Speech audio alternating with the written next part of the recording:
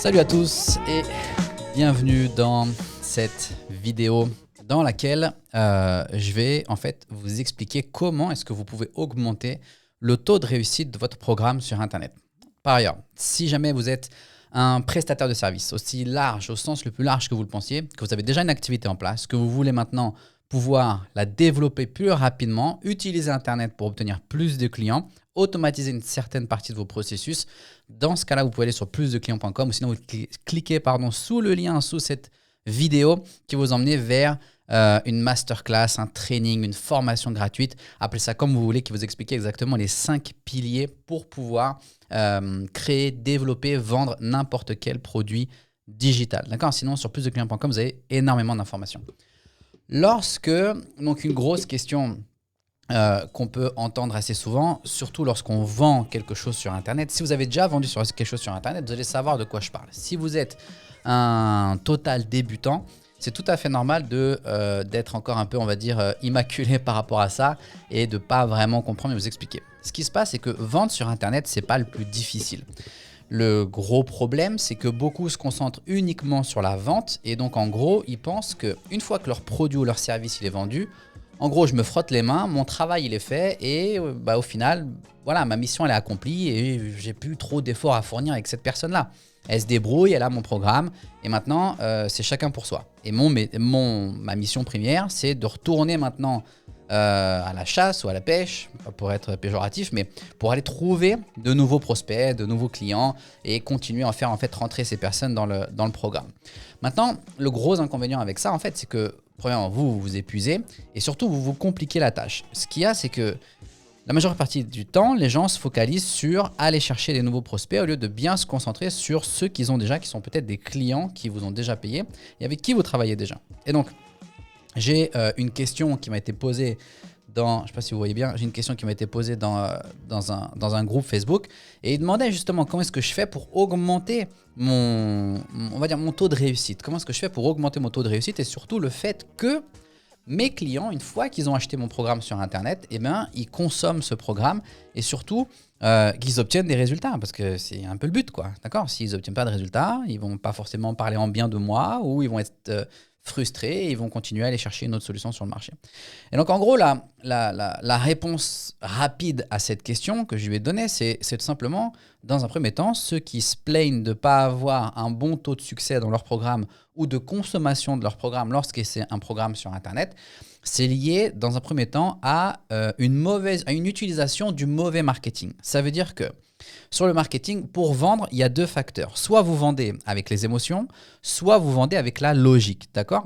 Et généralement, on va toujours vous dire qu'il faut vendre avec les émotions font vendre, les émotions font vendre, il faut utiliser l'émotion. Soit, certes, jusqu'à un certain degré ou en fonction du profil du client à qui vous vous adressez, vous pouvez vendre avec les émotions. Maintenant, le piège de vendre avec les émotions, c'est que peut-être que sur du court terme, ça va être plus facile, si vous savez bien utiliser les émotions, ça va être plus facile pour vous d'obtenir des résultats. Mais le problème, en fait, c'est que sur la vente d'émotions, en gros, vous ne faites que vendre l'idée à votre prospect, l'idée de pouvoir obtenir ce qu'il va obtenir, sans le convaincre avec la logique, en lui faisant comprendre que par A plus B, il va obtenir un résultat, d'accord ? Et surtout, il va falloir fournir un effort pour obtenir un résultat. Peu importe, n'importe quelle transformation, n'importe quel changement que vous lui apportez, ça va être douloureux, en fonction du changement plus ou moins douloureux, plus ou moins long, et il doit comprendre qu'il va devoir passer par ce processus.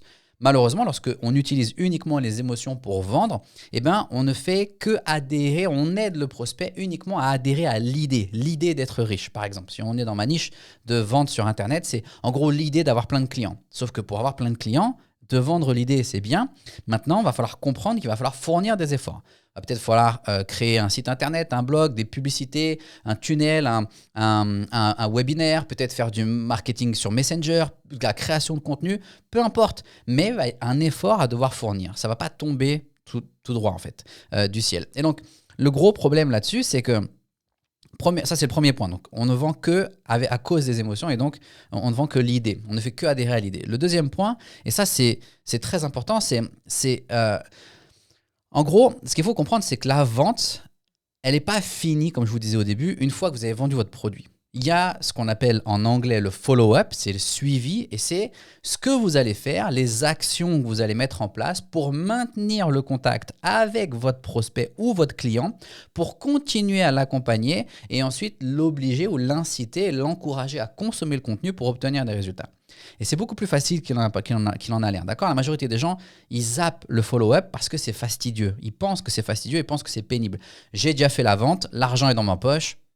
Je n'ai pas besoin de me soucier du reste. Alors qu'en vérité, si j'avais un meilleur système de follow-up, un meilleur suivi avec mes prospects, mes clients, etc., de cette manière, ils auraient de meilleurs résultats plus rapidement, plus de satisfaction. Donc, dans ce cas-là, plus de retours positifs sur mon travail et plus de facilité pour moi pour promouvoir mon travail par la suite. D'accord ? Utiliser ces personnes, ces résultats, ces points positifs pour ensuite promouvoir avec beaucoup plus de facilité et moins d'émotion, beaucoup plus de logique. En gros, je vous dis, voilà, vous ne savez pas si vous devez rentrer dans mon programme. Regardez John, Marcel, Bob, Emeric, qui vous voulez. Regardez, boum, boum, boum, boum, boum. Tous ceux-là sont rentrés dans le programme. Tous ceux-là ont obtenu des résultats.